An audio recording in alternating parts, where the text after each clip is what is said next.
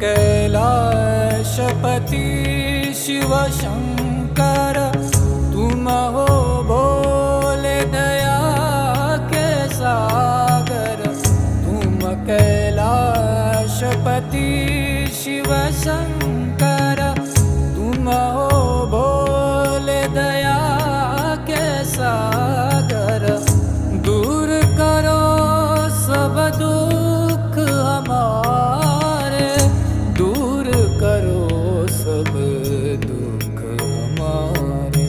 शंभो शंकर नमः शिवाय, गिरिजा शंकर